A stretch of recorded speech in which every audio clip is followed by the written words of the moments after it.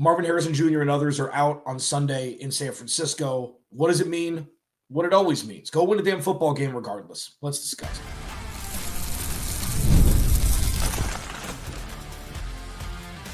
You are Locked On Cardinals, your daily Arizona Cardinals podcast. Part of the Locked On Podcast Network, your team every day. Locked On Cardinals, Alex Clancy here. Listen, man, we've got a lot to talk about today. But welcome to Locked On Cardinals, part of the Locked On Podcast Network, now the #1 sports podcast network. Today's episode brought to you by FanDuel. Right now, new customers can bet just $5, and if your bet wins, you get $300 in bonus bets to use across the app. Is it a simple game plan in San Francisco? Simple, but almost impossible to execute. We'll discuss in the final segment. Gannon the Ghost. Press conference today looked like a defeated man. I'm not saying he is. I'm not saying he feels that way. I'm just saying he doesn't look like the excited, boisterous man that we saw during the introductory press conference when he was hired as a head coach years ago. So we'll discuss that. And then, listen, the injuries have been relentless, man. So Marvin Harrison Jr. is out for at least this week, had surgery for an appendicitis 2 days ago. Mac Wilson, still out. Simi Fehoko, IR. Baron Browning, concussion protocol. And everybody else, Jonathan Gannon said we'll see the injury reports throughout the week. So that could mean that, we don't know about Walter Nolan. We don't know about Will Johnson. We don't know about Max Melton. So not great. I've never, and I will never, and I've said this a lot this year because this is something that's been a point of contact, is you never make injuries an excuse for as to why you're not executing. Maybe you'll execute at a lower level if you've got stars out, but you're still executing a game plan. The Cardinals haven't really been executing much this year for large stretches. Now, that's not entirely fair. They had some really good stints with Kyler during the first few weeks on offense, defensively the same. It's been a whole bucket of yuck for large stretches. And you could point to injuries. Week 2, they almost lost Will Johnson, Max Melton, and Garrett Williams. Like, it looked like on the field, all 3 of those guys were going to miss extended periods of time. Garrett Williams obviously did going on IR. The other 2 escaped it.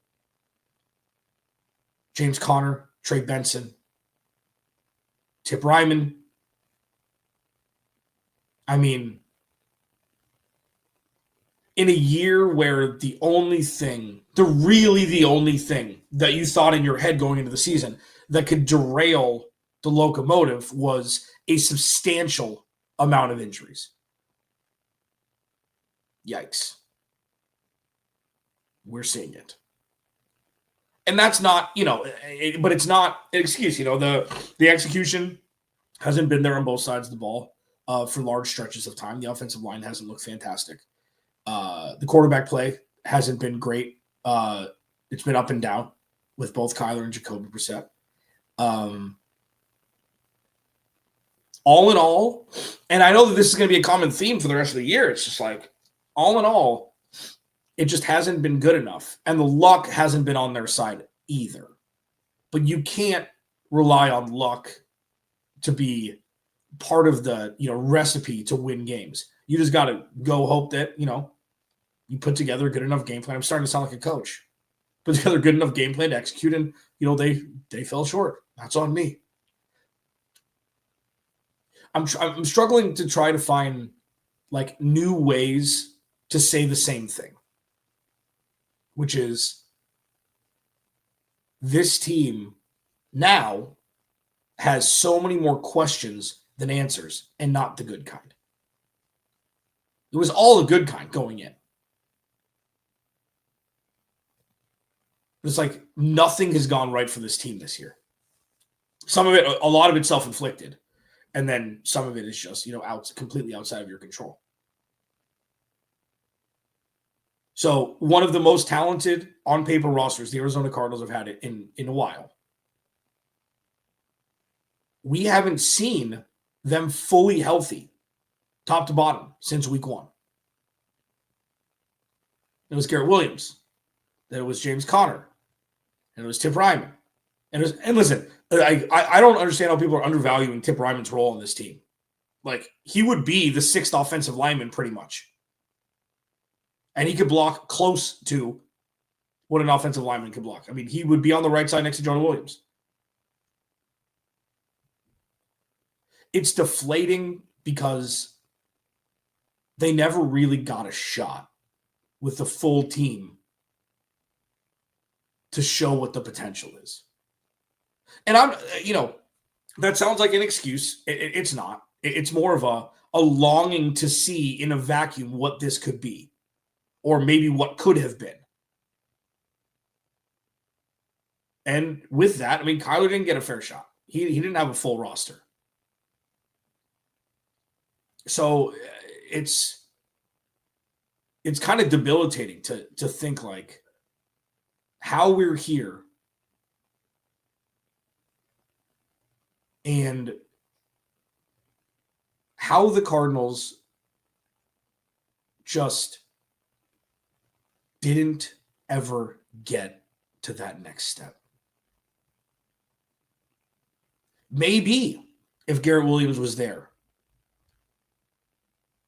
if Walter Nolan started the season, that this Cardinals team maybe would have made a play defensively. They could have tipped the scales in all those one-score games. And I know that that's an unfair game to play. I get it. But pretty much since I took over this show, 2017, it's been a bunch of what-ifs. And this time, it's so clearly spread out between, sure, injuries, game plan, coaching, guys on the field. There's not one thing to point the blame at. And that may be the most frustrating. Because I know the comments light up with, oh, it's the coaches, or Kyler Murray didn't get a fair shot, or Kyler would have done this, or, Jacoby's not the guy. The offensive line, or the defense, and the defense isn't as good as you say every day, and all that stuff. One isn't absolutely the leader in the clubhouse as to why we are where we are. It's the culmination of the compound interest of crap that has built up since that fourth quarter against Carolina. And I know that was week 2. That was a long time ago, man. But that's when things really started to shift a little. Outside of the Dallas game, we haven't been able to watch this team with any sort of delight for 60 minutes, even in the first 2 wins. So back to today, it's Marvin's out with an appendicitis. Who knows how long that's going to be? I had my appendix out. Man, it was weird. It's just a weird thing. It's it's a minor surgery. They do it laparoscopically, so there's, very little incision and stuff like that for the most part, I think. But, the recovery time, you can't move for a while. I don't know if it'll be, let alone play football. I just don't know. I just don't know. But we're going to see Michael Wilson, Greg Dortch, Xavier Weaver, and whoever they bring up from the practice squad, catching balls. Trey McBride, you will get 25 targets on Sunday.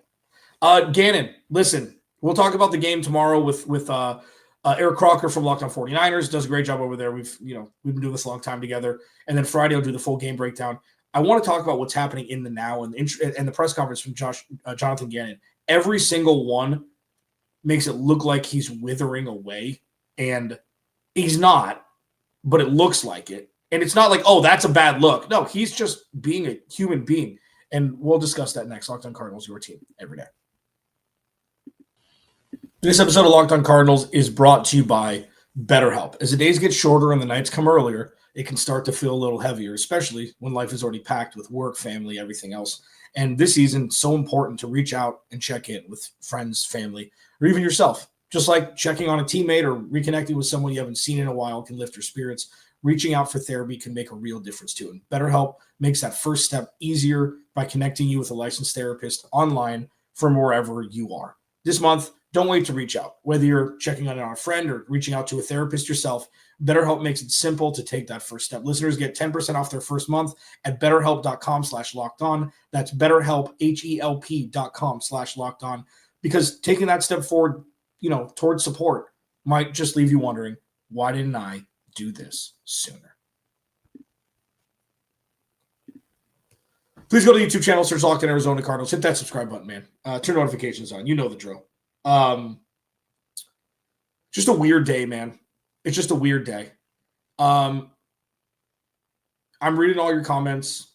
I know that this is tough to kind of stomach now, watching the team go through this again. I wasn't expecting this.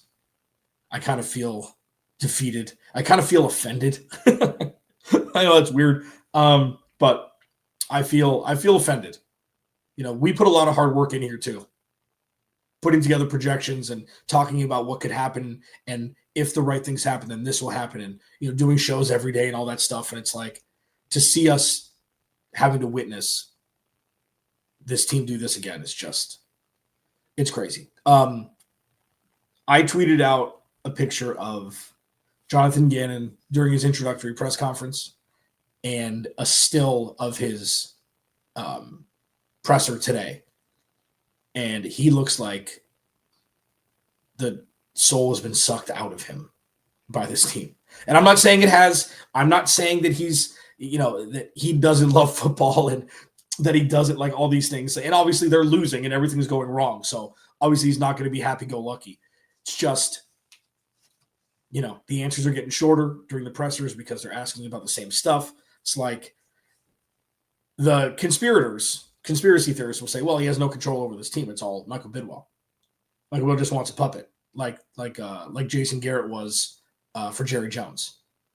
That other coaches were for Jerry Jones, except for Jimmy Johnson. Then Jimmy Johnson got let go because of it. I don't think that's it. Could be. I mean, all roads point back to Michael Bidwell, but he just looks defeated. He just looks like he doesn't like he's in Fight Club. Like he's Edward Norton Fight Club, going to work, just not sleeping, just sleepwalking through the day. And we only get little glimpses of him, of course. Obviously, listen, I would probably be annoyed too if I were a professional athlete or coach and have to answer questions when things aren't going well. I get it. But there's one thing that I want to make abundantly clear regarding my opinion on this situation with this specifically. I don't think there's one minuscule iota that he's quote unquote lost the locker room. There is some, there's the cliches that people use all the time. Oh, he's lost the locker room. Guys aren't playing for him anymore. Hooey fish. Quoting my late grandmother. Hooey fish. No way. This isn't that. Like I said yesterday, and it was a poorly constructed sentence, a poorly constructed thought. But I'm trying to get across it like, yes, they're losing. Yes, it looks bad. The players aren't doing their job. The coaches aren't doing their job. The injuries, all that stuff. Okay? This isn't a toxic environment. It's just a non-performing one. I said that this isn't a dysfunctional team. It's a dysfunctional situation. I said something like that, which was wrong. That was the incorrect way to say it. And I'll own that. I say a lot of stuff here. I will lay on the sword with that. But this is not a toxic situation. There aren't players quitting. There aren't players asking out. There aren't, things like that. There aren't coaches absolutely lashing out in the media, things like that. The Amari Mercado thing, whatever you want to say about that, I think it was much ado about nothing. but I don't think that this is a toxic environment.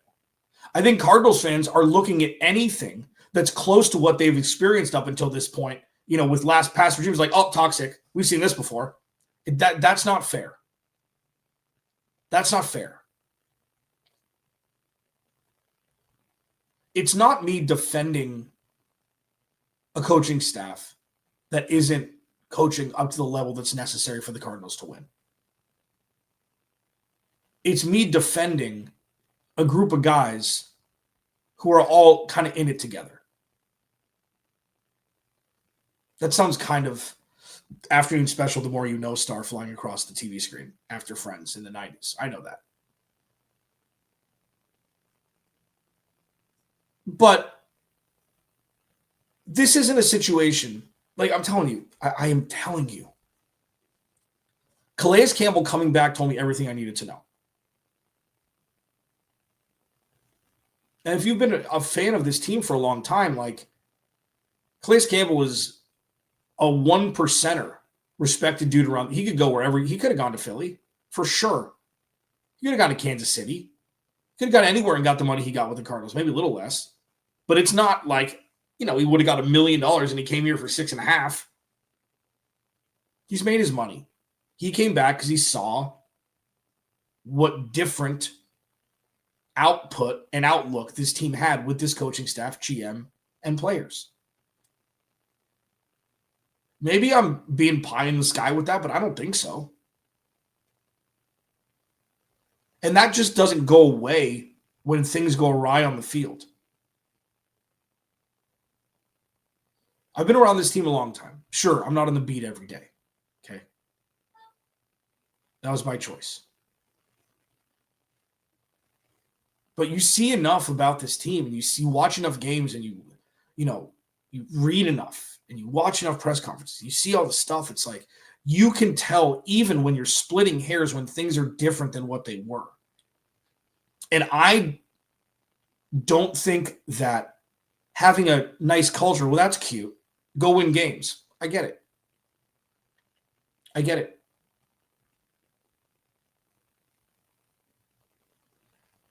That also doesn't mean that the culture shift and the lack of toxicity isn't something that's important.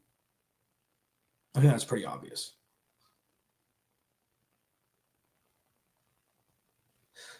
So, like some ghoul or goblin that's unknown to anybody that is just ransacking this organization, you can say whatever it is. It's got to be that, because we can't pinpoint one thing. So it's got to be that. It's got to be, a UFO of some kind. Right? I mean, that's hashtag analysis. That's what you come here for. I just don't know if it's enough. Just not for now, for the future. I don't know if it's enough. I mean, quite literally, it could be as simple as bringing in a former head coach who can replace Drew Petzing at OC. Could be that. I don't know, man. Everybody's got all the answers. Meaning nobody's got the answers. What I saw today looked like a defeated man at the podium. And it sucks. And it's definitely not what he is or who he is. And it is 100%, in my humblest, not an indictment on losing the locker room or not. I don't think there's any chance that that's the case. And I don't think there's any chance that these guys aren't going to strap up and rip on Sunday at Levi Stadium against the 49ers. They play for their coach. That's never changed. And it started week 1 against the Washington Commanders 3 years ago. Locked On Cardinals, your team every day. It's a simple game plan against the 49ers. Most people just can't stop it. We'll discuss it next. This episode of Locked On Cardinals is brought to you by Supply House. So here's the thing. When you're doing stuff, new repair, got to do something quick, got Get your crew moving with Supply House. Order today. See parts on your doorstep tomorrow. Over 280,000 plumbing, HVAC, and electrical items from the most trusted brands in the business. Their the real-time inventory and honest lead times keep you from punting projects, while their industry-leading customer service always has your blind side covered. Need stuff for the next day? Supply House has that. The part finder tool and 3D schematics can save your hours on jobs where every detail matters. And their Trade Master perks like priority shipping and dedicated support make the whole process smoother. Join the free Trade Master program today. Score some serious perks like priority shipping, lower prices, and a dedicated support line. Visit supplyhouse.com to sign up for free and use promo code SHNFL5 for 5% off your first order. That's supplyhouse.com. Real people, real service. Today's episode of Locked on Cardinals is also brought to you by our buddies over at FanDuel. The NBA's in full swing, man. There's no better place to get in on the action than FanDuel, the official sports betting partner of the NBA. Even if you missed the start of the game or want to ride the hot hand, FanDuel has live bets on everything from who will score next to fourth quarter comebacks. Plus, you can even combine your live bets into a same-game parlay for a shot at a bigger payout. It keeps every game exciting, especially when your team's making that late push. Right now, FanDuel is giving new customers $300 in bonus bets when your first $5 bet wins. So head to FanDuel.com to sign up and play your game with FanDuel, the official sports betting partner of the NBA. Please go to the YouTube channel, search Locked on Arizona Cardinals. Thank you for making Locked on Cardinals your first listen, part of the Locked on Podcast Network, now the #1 sports podcast network. It's crazy. It's crazy what's happened since 2016. It's absolutely insane. Thank you to everybody who's hung out. Simple game plan. Stop Christian McCaffrey. Seems like that's pretty much the bang-up job that you need to do to beat the 49ers, right? Unfortunately, that's near impossible. And they've used him a lot more wide receiver this year, bringing Brian Robinson in to take off some of the workload with handing the ball off. Looks like it's going to be Mac Jones. It's still early in the week, but it looks like it'll be him. It doesn't really matter. It's Kyle Shanahan's offense, and the movie Rockstar at quarterback. For those who don't, I haven't alluded to this in a long time. Mark Wahlberg, pretty good movie, but not great. But it serves a purpose.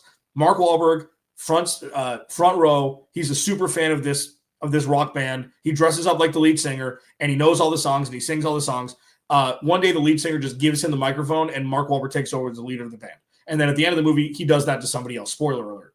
That's kind of what the quarterback room is for the 49ers. It doesn't matter. It doesn't matter who's starting. It's all the same. It's the same offense. They're going to be executing the same. Kyle Shanahan does what he does. George Kittle's healthy. We'll see if Ricky Pearsall comes back at this point. But the offense is Christian McCaffrey. And then, of course, George Kittle is a backup dancer, but it's Christian McCaffrey. So I guess you could say they held him at bay pretty much in week 3. I guess you could say, Nick Rowis, it's easier to game plan for one person than 6, right? Game plan for 1.5 people instead of 6. I wonder, and drop it in the chat. I'm curious what people think. Do you think he's more scary as a pass catcher or a runner? I would lend to think he's scarier as a pass catcher because he's so good in space. He finds the spots. He's got pretty good acceleration, even though he's not slowing down. He just doesn't have the giddy up that he did when he was 24. But he's strong. He knows his angles, and he has a nose for the end zone. Like, Christian McCaffrey is an absolute nightmare.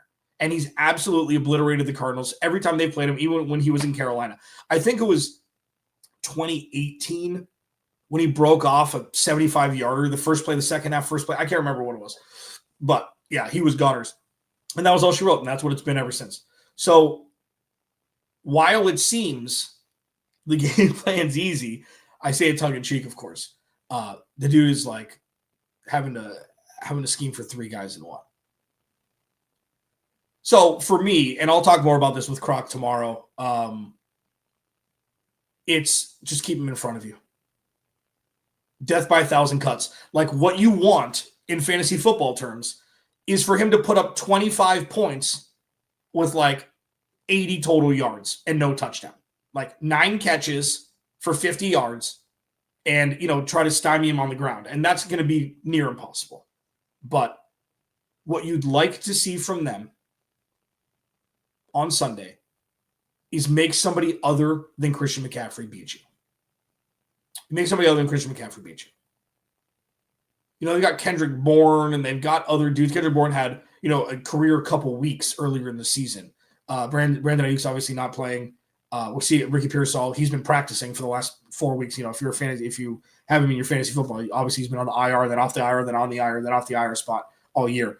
It's going to be interesting to see what the Cardinals defense can do. No Mac Wilson again. Cody Simon wearing the green dot. Played pretty well last week. Wasn't a reason they lost. Didn't make many impact plays, but he wasn't a reason why they lost. So I guess barometer-wise, that's fine. Especially with in your first start as an NFL off-ball backer. We'll see about Max Melton and Will Johnson. It was Walter Nolan. Like, who knows? Walter Nolan had to be helped off the field at the end of the game last week. So if he plays one game and then gets hurt again, it's just like, man, I don't want to have that conversation yet.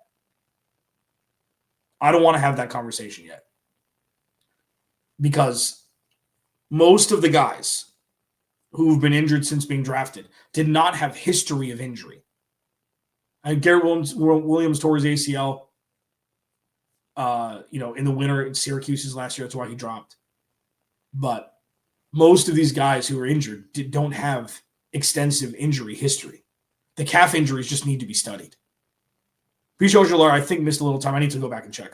Don't fact check me on that when he was at LSU. But listen, man, I know this is kind of more of a downer show, but we had to kind of put it all in one and work through it together because that's all we can do at this point. Again, thanks everybody for hanging out. Thanks for being everydayers. Thanks for commenting. Thanks for following. Thanks for liking. Try to do my best to bring you the best product I can every day. So thanks for being the reason why I'm here. Because remember, without you, there is no me. I'll talk to you tomorrow for Crossover Thursday.